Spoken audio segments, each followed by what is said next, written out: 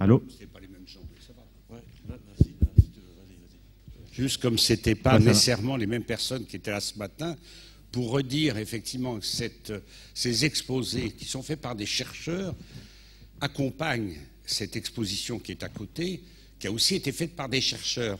Parce que même si les sujets dont on vous parle aujourd'hui, ce matin et cet après-midi, jusqu'à la dernière et superbe conférence sur le monde végétal qui vibre, eh bien ces conférences sont faites par des gens, et c'est leur recherche aujourd'hui. Ils ne vous parlent pas, ils vous parlent aussi peut-être des choses qui étaient connues il y a des centenaires, mais ils vous parlent aussi de choses qui sont encore en travail. Donc c'est vraiment, comme le disait Jean Perrin, au moment de la création du Palais de la Découverte, il s'agit de la science en train de se faire. Donc ce que vous avez entendu pour ceux qui étaient là ce matin, ce que vous entendrez pour cet après-midi, c'est des exemples d'une science ancienne, toujours présente et qui est encore en train de se faire.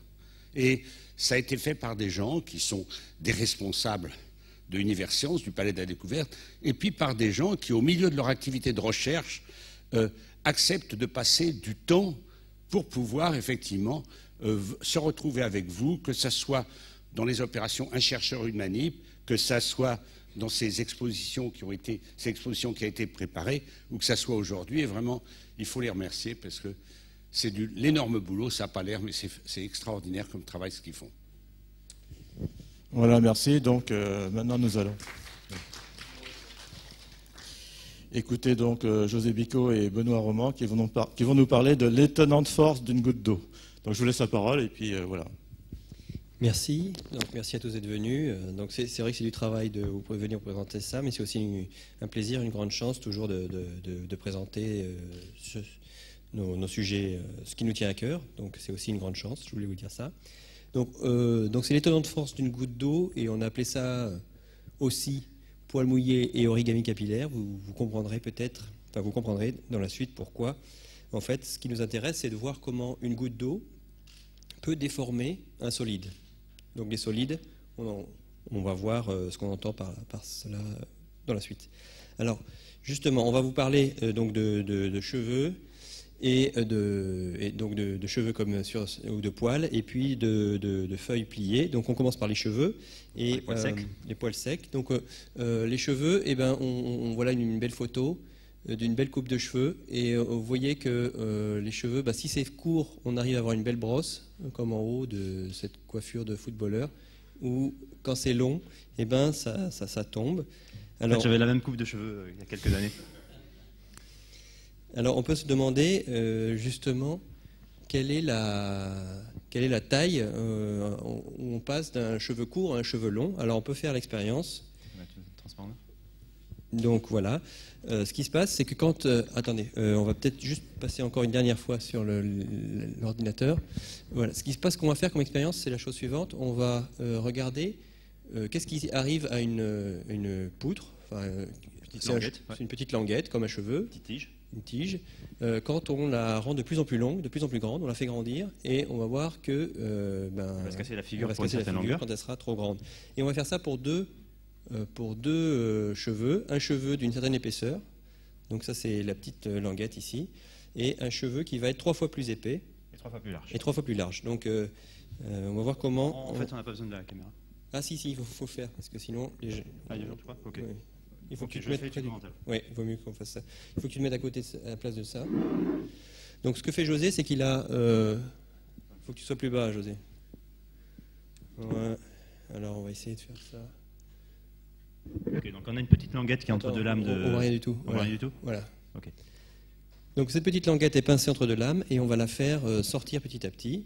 Vous voyez qu'elle tient bien. Elle tient, on est d'accord. On peut la secouer. Hop, là elle tient plus, donc elle est trop longue.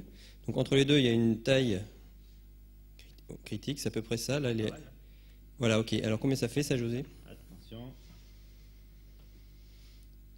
6 cm. Donc celle-ci, elle fait 6 cm. Maintenant, on va regarder ce qui se passe pour un objet qui serait 3 fois plus large, 3 fois plus épais. Et on va regarder, évidemment, on pourrait se dire, ça peut faire 3 fois plus. 3 fois plus. Donc 3 fois 6, ça fait 18. On va voir si ça marche. Donc là, donc effectivement, elle tient plus l'eau. Mais là, c'est déjà flambé. Casser la figure. Donc on va là c'est encore plus. Donc on va revenir en arrière. Voilà. Oui, on voit bien, on voit très bien. Et Bon, c'est par ici, voilà. Ça, c'est à peu près la taille. Et combien ça fait? j'ai 11,5. 11,5. Donc, 11,5, bah, c'est pas 18. C'est pas plutôt... on peut revenir sur l'ordinateur. C'est pas... ce qu'on voit, c'est que on a utilisé quelque chose qui était 3 fois plus épais, 3 fois plus large. C'est pas monté 3 fois plus haut. C'est monté seulement à peu près 2 fois plus haut. Voilà. Et ça pose problème. Ça veut dire que, en fait, c'est quelque chose qu'avait remarqué Galilée il y a très longtemps, et à peu près dans ces termes-là. Donc ça, c'est dans son livre très connu qu'on a représenté ici. Et donc, ce qu'il avait remarqué, c'est que, vous voyez ce qui s'est passé, on a construit un objet plus large, plus costaud, et ben, il va pas proportionnellement plus haut. Ce qui veut dire que si on veut construire des objets plus hauts, il va falloir les faire proportionnellement plus épais et plus massifs. Et ça pose finalement... alors, on peut le voir ça sur les arbres, par exemple. Il avait bien remarqué ça. Voici 2 arbres de la même espèce. Je sais plus ce que chênes, c'est. je crois. Ouais. Chêne. Un jeune et un très vieil arbre. Et vous voyez que... Alors là, le jeune est bien sûr beaucoup plus petit en vrai que le vieil arbre. Mais si on les met à la même échelle, donc on a rapetissé le grand, eh bien on voit que la taille du tronc sur l'arbre plus gros est comparativement beaucoup plus grande que sur le jeune arbre. Ce qui veut dire que pour aller plus haut, il a dû être comparativement beaucoup plus renforcé. Et ça pose un problème aussi, ça, on l'observe aussi également chez les animaux. Donc le squelette, c'est ce qui nous permet de nous maintenir debout, de ne pas nous effondrer. Et donc cette structure joue le même rôle que le tronc de l'arbre, en gros. Et ce qu'on peut voir, c'est que pareil, c'est un éléphant qui est très grand, un squelette qui ressemble a priori au niveau de son architecture beaucoup à celui de la musaraigne qui est toute petite, mais ce qu'on peut voir, c'est que les tibias, enfin la taille des os est comparativement beaucoup plus grande, beaucoup plus, disons, épais. Les os sont beaucoup plus épais que pour un éléphant que pour une musaraigne. Et par exemple, la masse du squelette par rapport à la masse totale du corps fait pratiquement 20% dans le cas de l'éléphant, alors que c'est seulement 5% dans le cas de la musaraigne. Ce qui veut dire que plus l'animal est grand, et plus son squelette prend une part importante de son corps. Et ça va nous dire qu'on ne peut pas faire des animaux aussi grands que ce qu'on veut.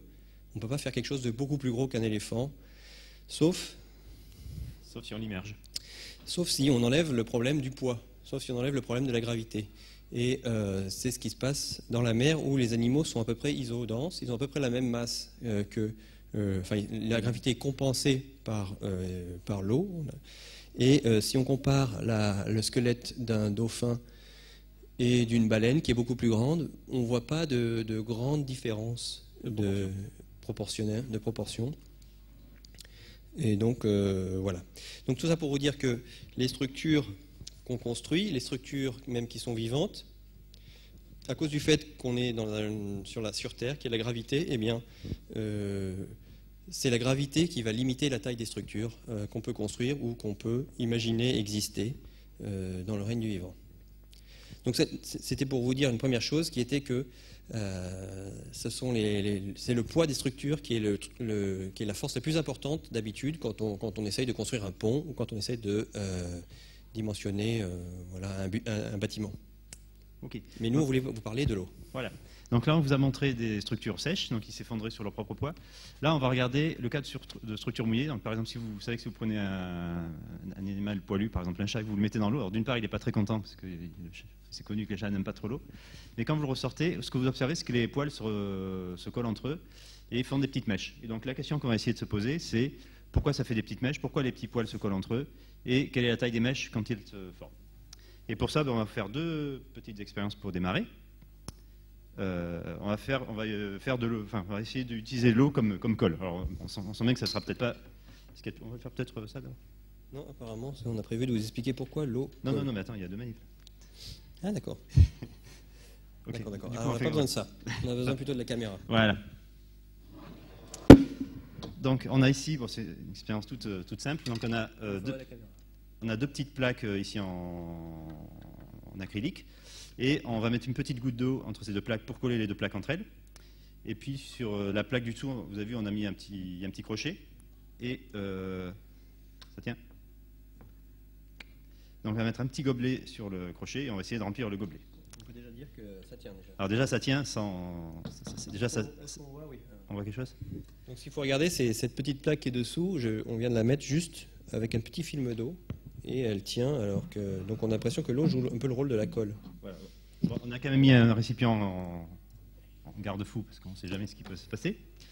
Donc l'idée, ça va être remplir le gobelet et voir jusqu'à quel niveau on peut le remplir avant que ça se détache. Ah oui, on voit rien du tout. Ok. Bon alors, si tu veux remplir, moi je maintiens je mets au point. Donc voilà, José est en train de verser de l'eau. Et pour le moment, ça a l'air de tenir un peu. Alors, est-ce qu'on arrive à voir le niveau de l'eau?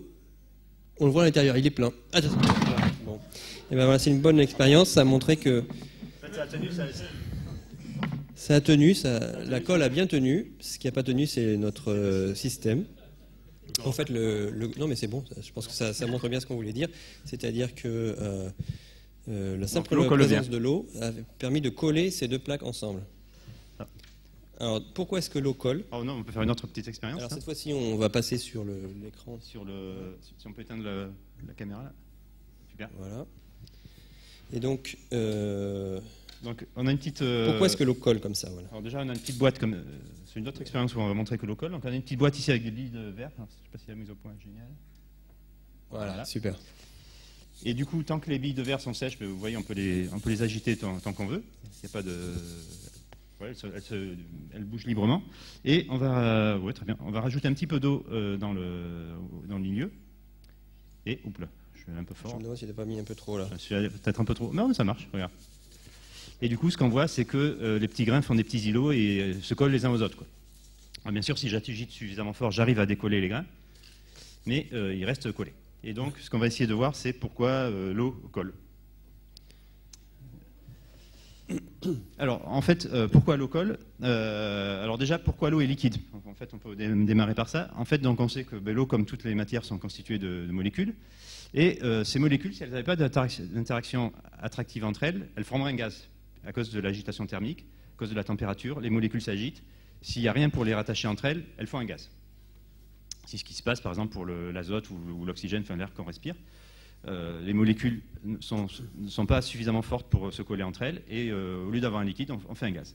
Du coup, si on a un liquide, ça veut dire que les molécules sont plutôt contentes d'être les unes à côté des autres. Il y a une énergie d'attraction qui les colle les unes aux autres.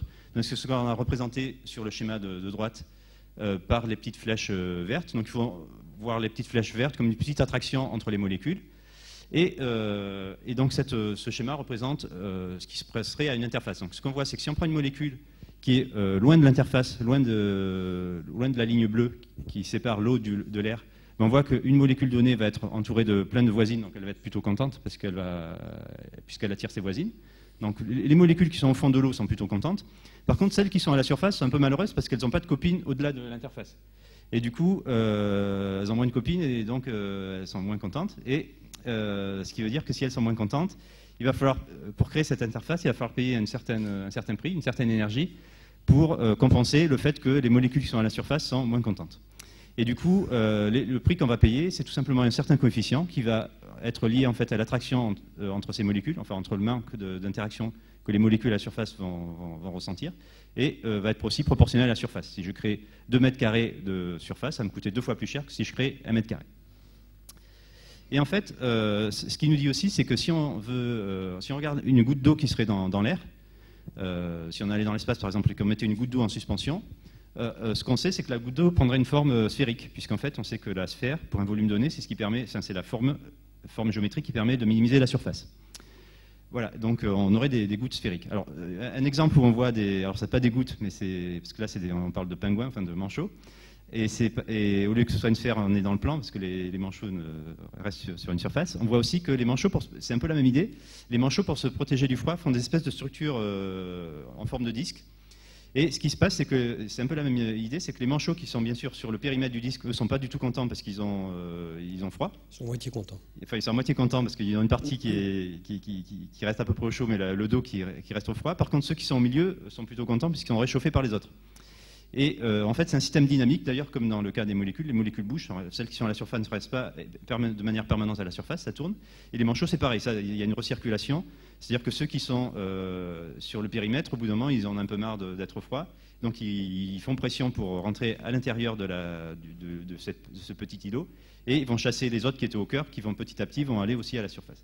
Mais, et du coup, comme là, on n'est pas. Dans le cas des manchots, on a 2 dimensions. Donc ce qui va permettre de minimiser le périmètre pour une surface donnée, ça va être un cercle. Et du coup, ils vont faire une forme de disque. Voilà. On voit à peu près sur la photo. Comme on voit ici. Dans l'espace. Voilà. Et alors, par contre, si on va dans l'espace, voilà. Et donc, pour le cas d'une goutte, si on veut avoir une goutte qui est bien sphérique, il faut aller dans l'espace, il faut s'affranchir de la gravité. Alors, on va voir tout de suite pourquoi. Et là, on a représenté l'expérience classique du capitaine Haddock qui veut boire son whisky alors que la fusée est en apesanteur. Et ce qu'il observe, c'est que curieusement, son whisky fait une goutte. Ouais. Voilà. Par contre, oula, qu'est-ce qui s'est passé? Il y a un petit bug sur le film. Ok. Par contre, si on rajoute la gravité, si on rajoute la gravité, non, c'est bon. Donc si on fait des gouttes sur Terre. Par contre, si on fait des gouttes sur Terre, ce qu'on observe, c'est que si on fait des toutes petites gouttes qu'on pose sur une surface, on voit qu'effectivement les petites gouttes prennent la forme d'une calotte sphérique, puisqu'on vient de voir s'il n'y a pas de gravité, la forme qui minimise, c'est la forme sphérique. Par contre, alors peut-être pour vous donner une échelle, la petite barre ici, c'est 2 mm.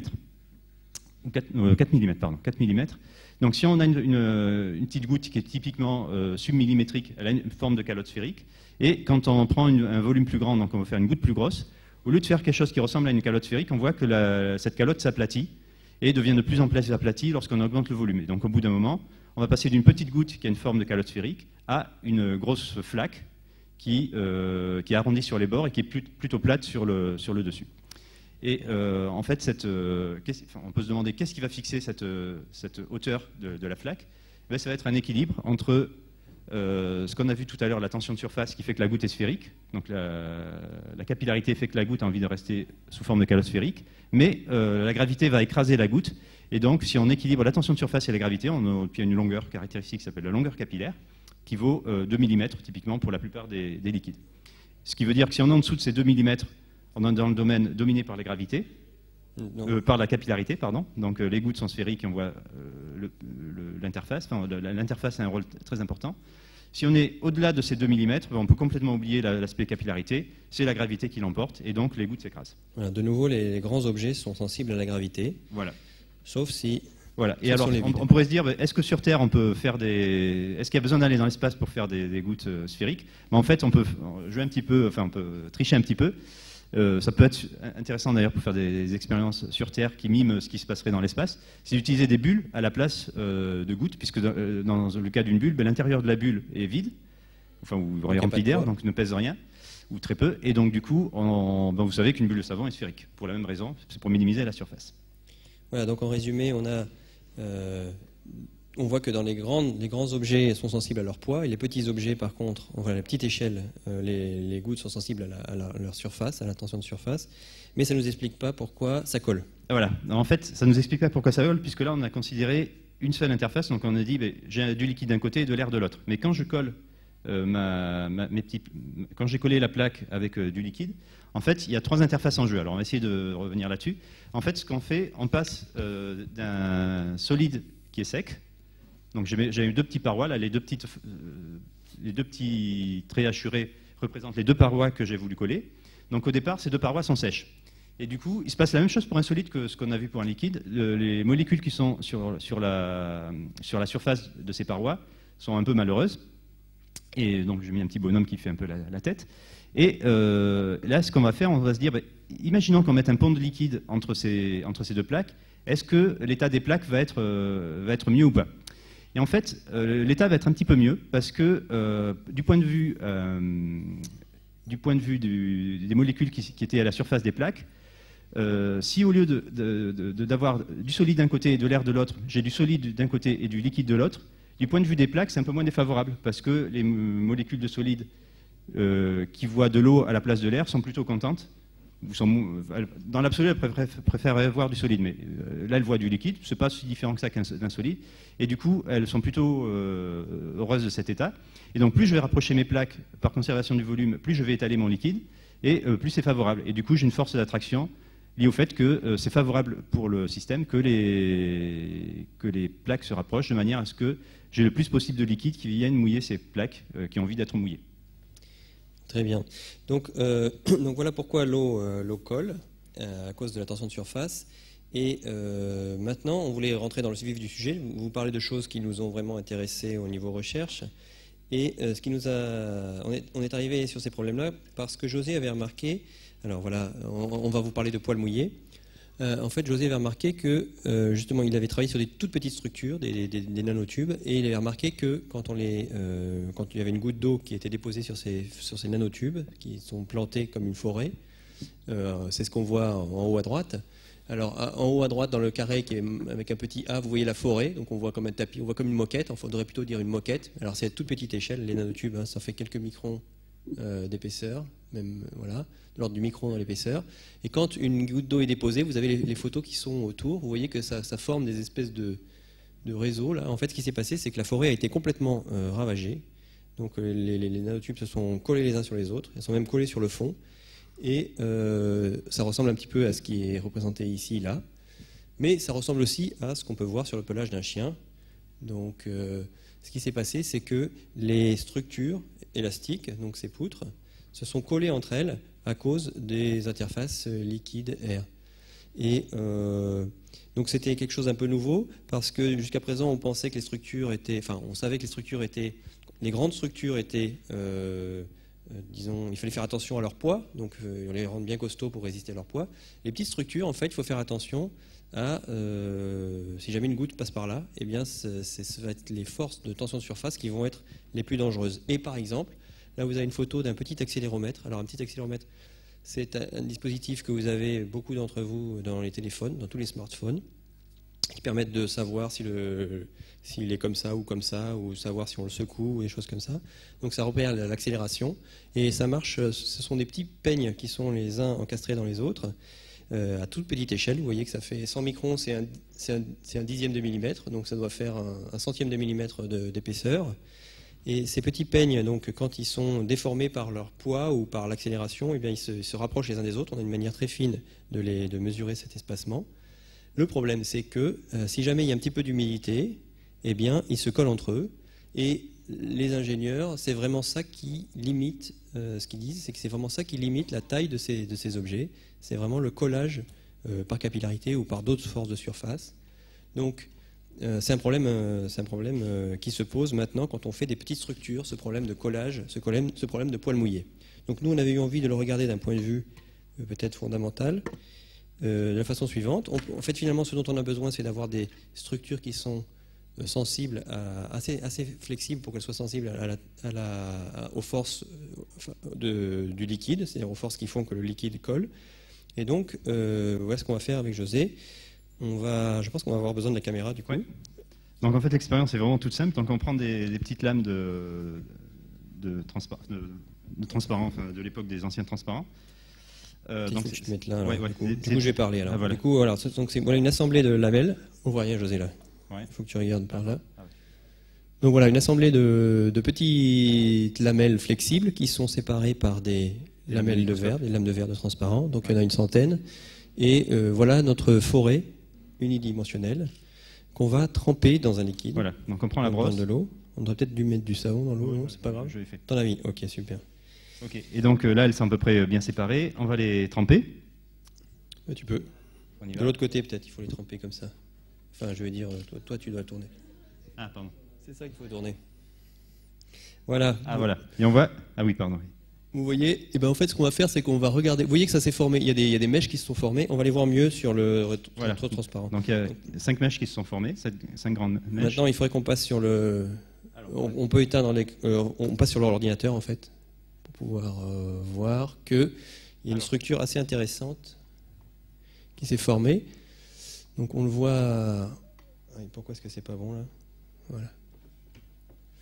Voilà, il faudrait qu'on passe sur l'ordinateur du coup. Comme ça, on n'a plus besoin de Voilà, super. Là, c'est une meilleure. Alors, on le voit sur la partie qui est à peu près au centre, parce que voilà. Ouais, c'est pas mal. Sur la mèche du centre, on peut voir que cette mèche qui est ici est très grande, mais elle est formée de sous-mèches qui se sont collées entre elles, qui elles-mêmes sont formées de mèches qui se sont collées entre elles, qui elles-mêmes sont formées de lamelles qui sont collées entre elles. Donc en fait, il y a une espèce de cascade, on appelle ça une cascade d'objets, de collage entre des objets qui se passe séquentiellement. Voilà. Peut-être qu'on peut le voir sur la photo Et suivante. on va le voir sur la photo sur l'ordinateur. Voilà une photo bien dans l'axe. Et donc ça nous a interpellé, ça nous a plu de voir cette richesse. C'est assez joli, c'est assez beau. Et donc on a commencé par étudier comment est-ce que deux structures vont se coller. Voilà, Alors, parce que, visiblement, l'ingrédient qu'il y a dans ce problème, c'est que on a des structures qui ont envie de se coller, puisque, comme on a vu tout à l'heure, l'eau tend à coller les plaques. Mais pour faire ça, il va falloir les déformer. Et donc, il va y avoir un équilibre qui va se faire entre ce que je gagne à coller les plaques avec ce que j'ai à payer pour les déformer. Voilà. Donc ça, c'est des structures qui sont déformées par collage. Voilà. Et donc, voilà. Et donc du point de vue expérimental, c'est vrai qu'on a commencé par regarder ce qui se passait avec deux plaques, puisque quand on a quelque chose de compliqué, on commence par étudier quelque chose de simple. Et une fois qu'on a compris ce qui se passe avec deux plaques, on veut essayer d'extrapoler avec ce qui se passe avec des mèches de plus en plus, d'une taille de plus en plus grande. Et donc, on peut après expliquer pourquoi ça fait cette cascade et qu'est-ce qui fixe finalement la taille des objets finaux. Voilà, l'idée, c'est simplement de dire que cette mèche finale, c'est le produit de deux sous-mèches. Et ces deux mèches-là, on peut les voir comme deux objets élastiques, de nouveau, qui sont un peu plus séparés et un peu plus rigides que les lamelles initiales. Voilà. Ouais. Alors, au cours finalement, on s'est rendu compte que peut-être l'expérience la plus simple dans laquelle on peut avoir collage et déformation élastique. Ouais. En fait, ce qu'on s'est aperçu, c'est qu'il y a une nouvelle longueur dans ce problème, qui n'était pas les 2 petits millimètres qui comparaient la gravité et la capillarité tout à l'heure, mais on s'est aperçu qu'il y a une nouvelle longueur qui, elle, va comparer l'élasticité, le fait que je dois payer pour tordre ma languette, et le collage et la tension de surface. Alors qu'est-ce que ça veut dire qu'il y a une nouvelle longueur qui apparaît? Voilà une expérience dans laquelle on va voir cette longueur, ce qu'on appelle, on va voir un phénomène qui illustre qui va prendre une certaine taille, et cette taille-là, c'est ce qu'on appelle la longueur élastocapillaire. Alors ce que va faire José, c'est que on va utiliser l'ordinateur toujours. Donc il va prendre une lamelle de taille L. Voilà, et on va la mouiller et puis on va la coller sur elle-même. Et on se demande bien quelle va être la forme qu'elle va adopter.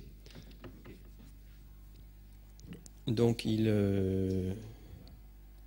met juste du liquide sur cette lamelle. Je colle sur elle-même et je fais une raquette. Alors on appelle ça la raquette. Il faut la mettre plus bas. Si, c'est très joli. Voilà la forme qu'on obtient. Donc en fait, waouh!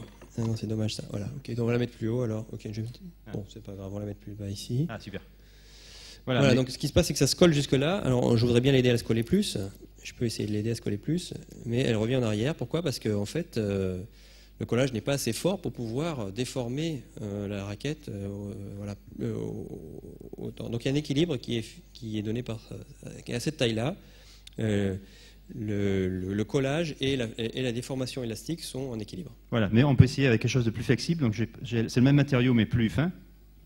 Et on va voir si on fait la même raquette. Donc plus fin, ça veut dire que si la lamelle est plus fine, ça veut dire qu'elle est plus flexible. Ça vous savez bien ça. Donc ce qu'on fait là, c'est qu'on va garder la même intensité pour le collage, mais on va utiliser un matériau qui est plus flexible. Donc qu'est-ce qui va se passer? C'était le même matériau. C'était le même matériau, ok.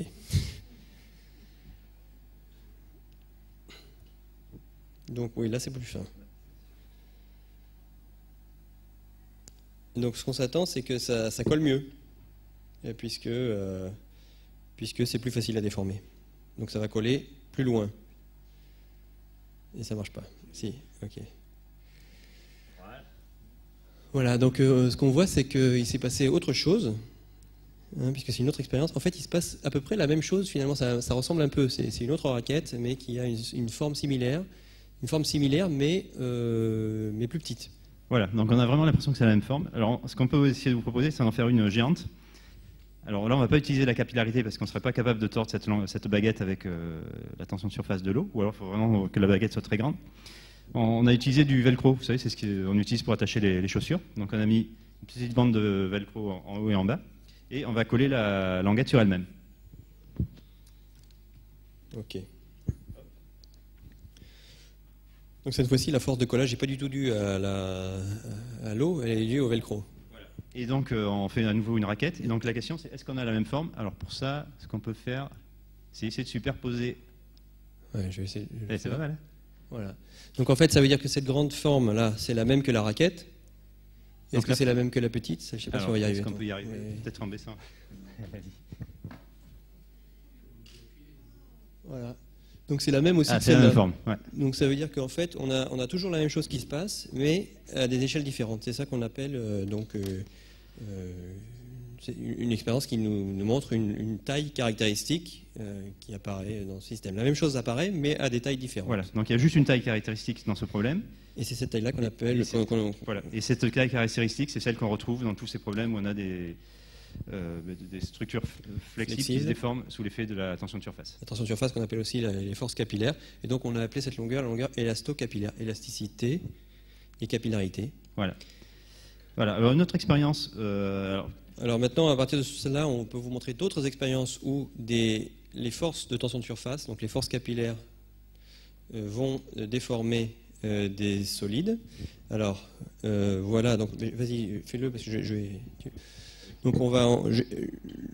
Ouais, éteins ça d'abord. Voilà. Donc en fait, ce qu'on va faire, c'est qu'on va mettre un petit anneau à la surface d'un liquide. Donc un petit anneau assez flexible. Et alors, le jeu, ça va être de rajouter un petit peu de savon à l'extérieur de l'anneau. Est-ce que je raconte ce qui se passe, José, ou tu fais l'expérience d'abord? On va le faire. Voilà. Donc José va faire ça. Okay. Ne parle pas, vas-y, fais-le. Ok, donc je mets de l'eau dans une petite boîte, là. Voilà.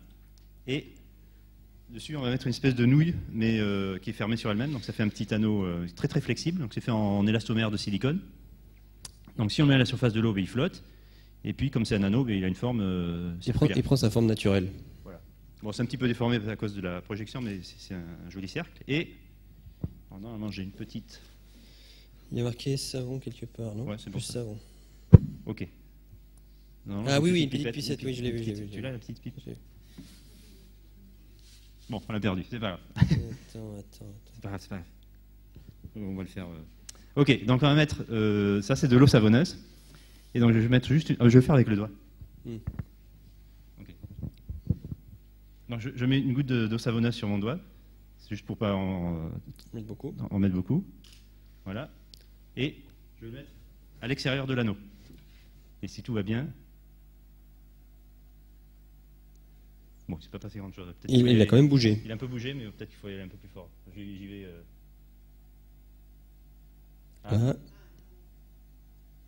Ça y est. Voilà. Donc on a fait une cacahuète. Voilà.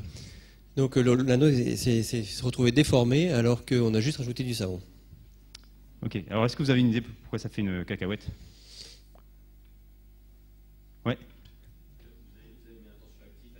Voilà, donc on a mis tension actif à l'extérieur. Voilà. Voilà, exactement. Donc en fait, c'est une expérience. Vous pouvez faire l'expérience réciproque dans votre cuisine. Si vous prenez une assiette que vous remplissez d'eau, vous mettez du poivre à la surface de l'eau. Si vous mettez une goutte de produit vaisselle au milieu de l'assiette, vous allez voir que le poivre est chassé vers l'extérieur. C'est-à-dire que le tensioactif a tendance à pousser le poivre vers l'extérieur. Donc ici, c'est la même chose qui se passe, mais à l'envers. En fait, quand je mets... Alors, qu'est-ce que c'est que du produit vaisselle, du tensioactif? En fait, c'est des molécules un peu bizarres, qui est toujours malheureuse, en fait. C'est une molécule comme on a schématisé ici en bas, où il y a une partie de la molécule qui aime l'eau, la partie du bas, une espèce de petite boule, souvent c'est chargé électriquement, donc ça aime bien l'eau. Et puis, l'autre partie de la molécule, c'est une molécule qui ressemble plutôt à une huile. Et donc, cette partie de la molécule aime l'huile et n'aime pas l'eau. Et du coup, quand on met cette molécule soit complètement dans l'huile, elle n'est pas super contente parce qu'il y a la partie qui aime l'huile qui est contente, mais celle qui aime l'eau qui ne l'est pas. Si on la met complètement dans l'eau, elle n'est pas super contente non plus parce que celle qui aime l'eau est contente, mais la partie qui aime l'huile ne l'est pas. Et du coup, l'état naturel de ces molécules, c'est de se mettre à l'interface, puisque la partie qui aime l'eau reste dans l'eau et la partie qui n'aime pas l'eau sort de l'eau. Voilà. Et donc du coup, quand je mets ce produit vaisselle à la surface de l'eau, les molécules vont se retrouver à la surface, sur la surface de l'eau à l'extérieur de l'anneau. Et comme elles vont un peu se comporter comme un gaz, elles vont exercer une espèce de pression à 2 dimensions sur l'anneau, et elles vont venir écrabouiller l'anneau si la pression est trop forte. Donc, et cette pression elle est proportionnelle à la concentration. Donc plus je mets tensioactif, plus j'appuie fort. Dans un premier temps, c'est ce qui se passait, il se passait pas grand-chose, on ne voyait rien, j'appuyais pas assez fort. Et quand on met suffisamment de concentration en tensioactif, ça appuie assez fort et l'anneau flambe. Et par contre, alors, ce qui est rigolo aussi, c'est que ce tensioactif, il ne se met pas que à la surface. En fait, il est un peu soluble. Et du coup, ce qui va se passer, c'est qu'au bout d'un moment, il y a des molécules qui vont se dissoudre, passer sous l'anneau, et puis aller de l'autre côté, aller à l'intérieur de l'anneau. Alors du coup, bien sûr, si j'ai la même concentration, au bout d'un moment, je vais avoir la même concentration à l'extérieur et à l'intérieur. Et donc, progressivement, je vais faire disparaître la pression qui appuie sur l'anneau. Et donc, progressivement, cet anneau va s'ouvrir, typiquement en 10 minutes, quelque chose comme ça. Voilà.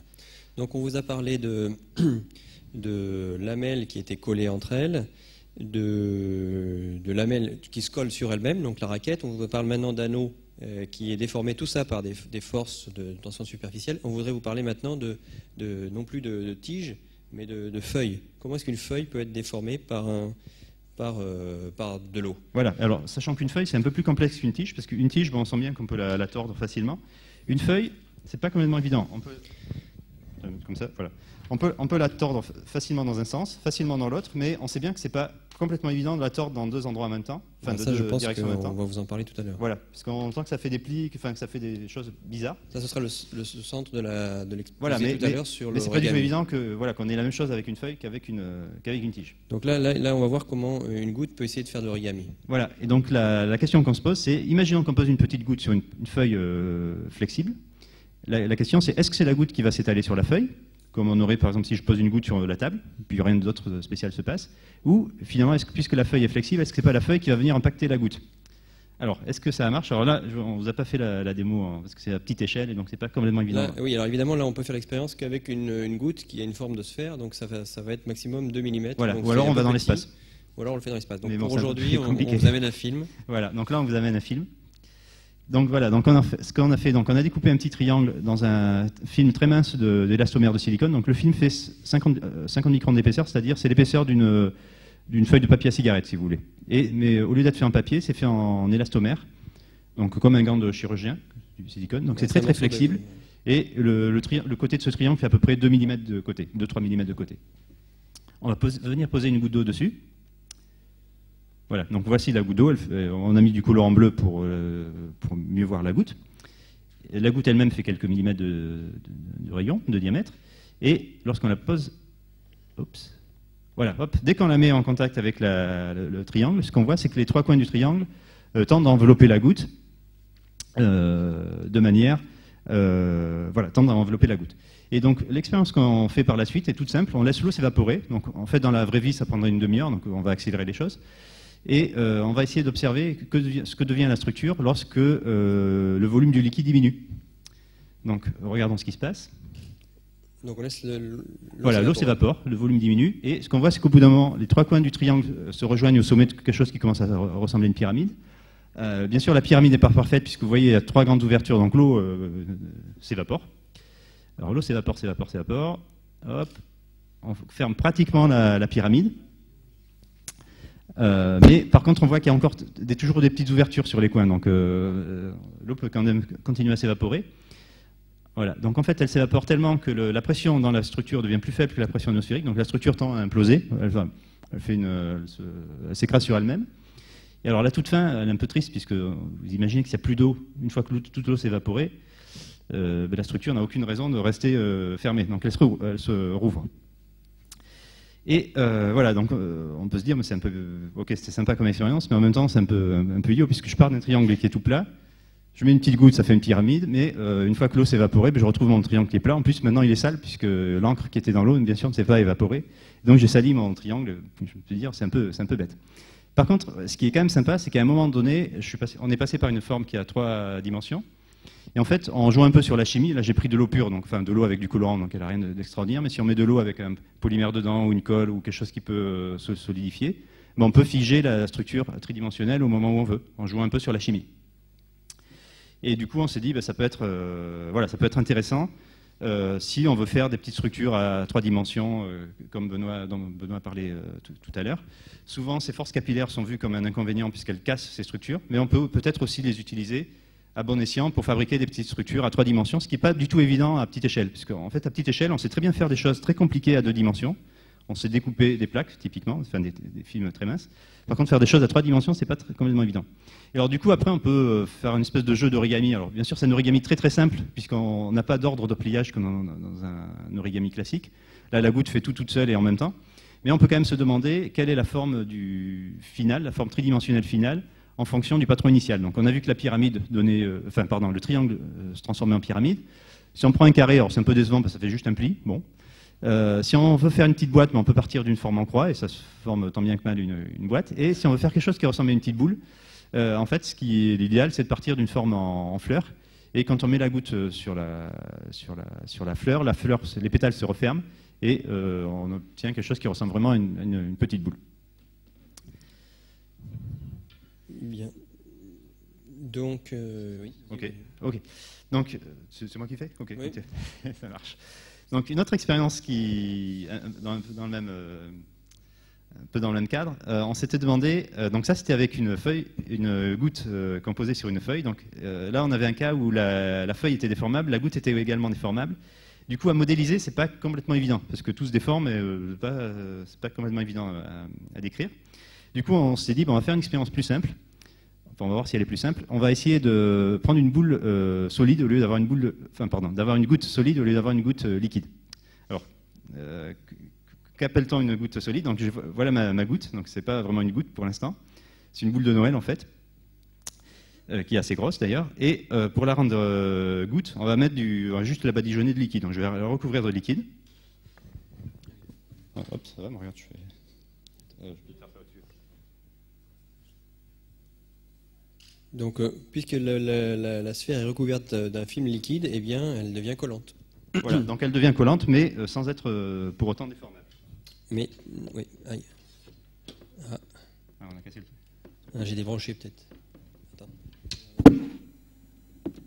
Si, ça chauffe. Ah merde, c'était pas ça. Ça, c'était un autre bouton. Non, mais c'est vrai que c'est pas génial. Ce truc-là, c'est pas.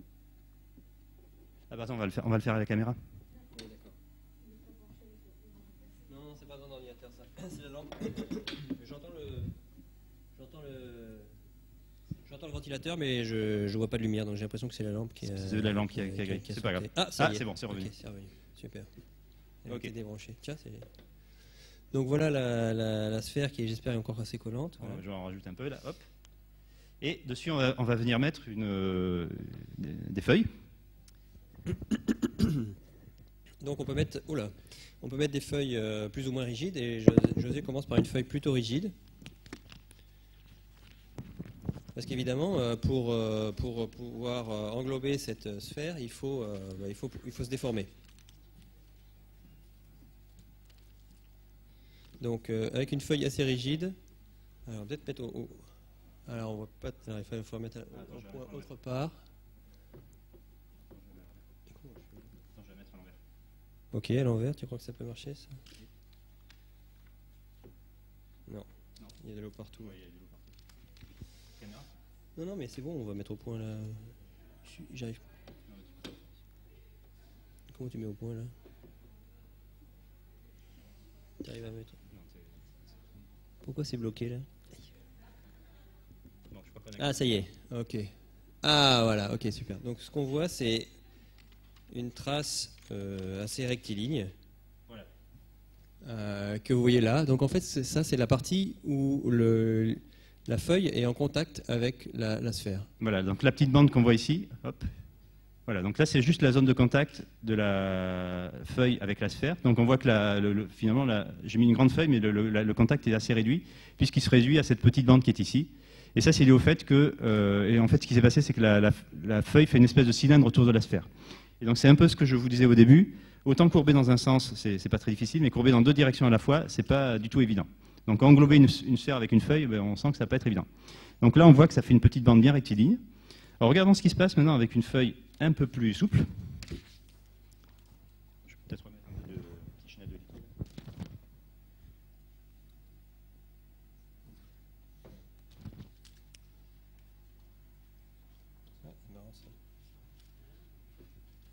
Voilà un motif intéressant. Donc, il faut que tu bouges, José, parce que tu es devant le... Voilà. Donc ça fait aussi une bande, mais cette bande se met à osciller. Bon. Ok, ouais. Vas-y. Donc ça nous a intéressé. Voilà. Mais on peut voir encore ce qui se passe avec un matériau encore plus fin. En regardant quelque chose encore plus fin. Comment? Ah, le contact est plus large. Le contact est plus large. Voilà. Et donc si je prends quelque chose d'encore plus fin, beaucoup, hein. le contact est en effet encore plus large. Et du coup, ce qu'on voit, c'est que ça prend la forme de la zone de contact et elle devient beaucoup plus complexe. Donc c'est pas du tout une bande, mais ça fait quelque chose, ça fait des espèces de bandes qui se répartissent sur toute la surface de la sphère. Et on voit que ça se ramifie, que ça fait ces espèces de formes oscillantes, etc., qui ont l'air un petit peu complexes à décrire. Et mais on a quand même essayé de s'attacher à ce problème, à décrire, enfin voir ce qu'on pouvait décrire là-dessus. Et en fait, on a vu qu'il y avait 3 ingrédients principaux pour ce problème. Il y a 2 ingrédients qu'on a vus, c'est le fait que la sphère est collante et que donc c'est favorable pour la feuille de coller sur la sphère. Mais pour faire ça, il va falloir payer 2 choses. Il va falloir payer le fait que je suis obligé de courber ma feuille. Ça, c'est ce qu'on a vu tout à l'heure avec les poils mouillés. Okay, les poils avaient envie de se coller, mais en même temps, il fallait les courber. Donc, j'avais 2 choses qui allaient l'un contre l'autre. Et alors là, j'ai un ingrédient de plus, qui est que je suis en train de transformer un plan en une sphère. Et ça, c'est un vieux problème qui est connu depuis que les gens ont essayé de faire des cartes du globe terrestre. C'est que c'est impossible de transformer une sphère, enfin de tracer une map monde plane du globe terrestre sans étirer quelque part les continents. Et donc du coup, dans les zones ici où il y a contact entre la sphère entre la feuille et la sphère, ce qui se passe, c'est que je suis obligé d'étirer un petit peu ma feuille de manière à pouvoir la coller sur la sphère. Et du coup, ça me coûtait un certain prix. Et en équilibrant le prix qu'il faut pour étirer la feuille et le prix que je gagne à coller la feuille, ça me dit quelle est la largeur de cette zone de contact. Effectivement. Voilà. Alors en fait, on pourrait, ouais, en effet, alors si on s'arrangeait à découper, en fait, ce qui se passe, c'est que la feuille a un excès de surface par rapport à la sphère. Et du coup, si on avait par exemple prédécoupé la feuille en petites lamelles, on pourrait, et des lamelles qui seraient plus fines que cette taille caractéristique du contact, on arriverait à recouvrir la sphère avec la feuille. Autre idée, c'est de partir d'une feuille qui n'est pas plane, mais qui est déjà... Voilà. Donc je crois qu'on a terminé ce qu'on voulait vous raconter. Alors... Comme liquide, est-ce que c'est de l'eau? Ça marche avec de l'eau. Là, je crois qu'on a utilisé de l'eau savonneuse. Voilà, là j'ai mis de l'eau savonneuse pour assurer une meilleure condition de mouillage de la feuille, entre les 2 matériaux. C'est plus facile. Oui, c'est des dessins très proches. Hein, oui, ça serait. Oui, le dessin lui-même est identique. C'est juste que la force d'adhésion est peut-être un peu plus forte dans le cas de l'eau savonneuse. Voilà, et donc on vous remercie pour votre attention. Voici, donc en fait, nous, tous les deux, on est dans un... Alors, je ne sais même pas trop présenter en fait. Oui. donc nous sommes dans un laboratoire qui est à l'ESPCI, qui est une école d'ingénieurs dans le 5e arrondissement. Et donc, nous sommes dans un groupe qui s'appelle Mekawet, où on s'intéresse à la déformation de structures minces, comme une feuille ou des tiges. Donc on les plie, on les déchire, on les mouille. Et voilà. Merci beaucoup. Oui. Peut-être. Ah, il y avait un truc. Ouais,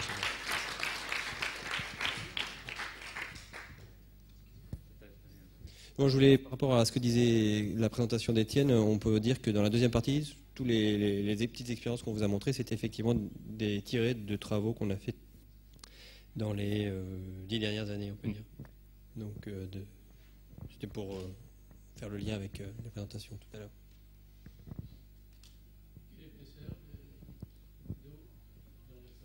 Ah, ça c'est une bonne question. Quelle épaisseur d'eau dans le collage? En fait, ça peut être très... Ça peut ouais, alors, en fait, ce qui est intéressant, c'est que ces choses-là ne dépendent pas tant que ça de l'épaisseur de liquide.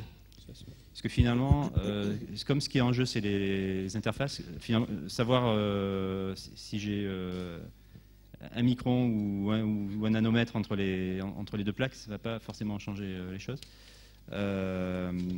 En pratique, ce qui va se passer, c'est que la distance qui va séparer les plaques va être liée au fait que j'ai des petites poussières, des petites rugosités qui séparent mes deux solides. Et je pense que c'est ça qui va fixer l'espacement final entre les... En théorie, ouais. Oui, en théorie, ça peut... En théorie, ça pourrait être Voilà, aussi en fin théorie, ça pourrait être aussi fin que l'on veut. Ouais. Il faut faire rentrer une molécule. Ouais. Après, il y a un problème de dynamique. Il faut, en effet, voilà, il faut faire rentrer les molécules. Enfin, il faut faire rentrer il faut quand même qu'il y ait du liquide, donc il faut quand même le faire rentrer. Si c'est très mince, ça va prendre juste beaucoup de temps. Attendez. Je vous donne le micro parce qu'on ne va pas vous entendre lorsqu'on enregistre. Tenez. Je pense que vous devez faire la liaison avec l'argile qui pompe avec différentes couches de surface. Non, je sais pas. Il n'y a pas de parallèle là. Finalement, l'expérience avec l'argile, c'est un peu cette expérience qu'on a faite ici, où on voit que les grains se collent. C'est peut-être un peu... Oui. Ça revient un peu à ça. Bon, après, dans l'argile, il y a des effets un peu plus physico-chimiques. C'est plus physico-chimique. Voilà, Oui. c'est des choses ioniques, etc. Oui, Enfin, voilà. Okay. Et puis il y a les tétraènes, d'accord. Okay. Voilà, c'est après des structures un peu, qui sont plus liées à la physico-chimie et qui sont plus... Je crois qu'Étienne a une question. Oui, une question là-bas.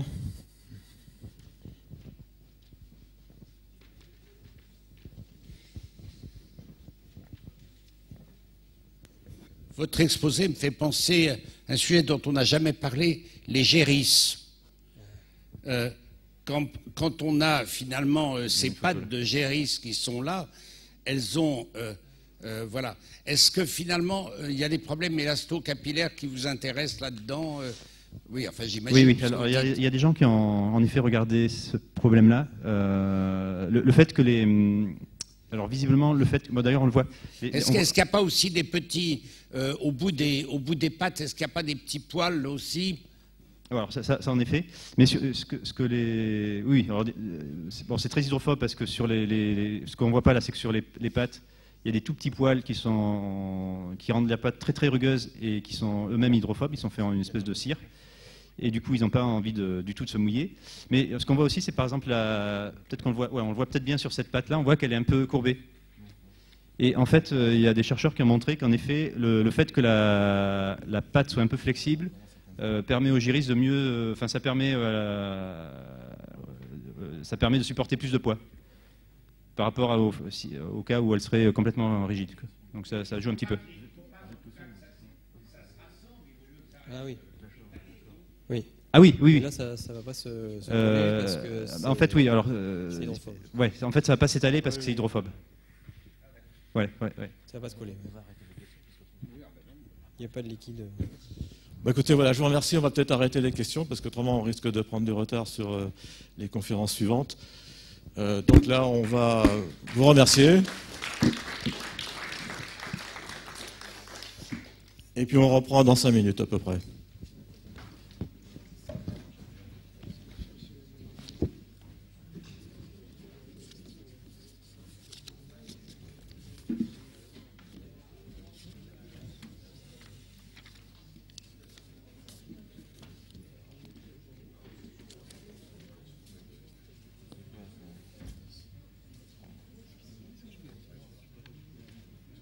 Ah oui, d'accord. Ouais, je vous accompagne alors.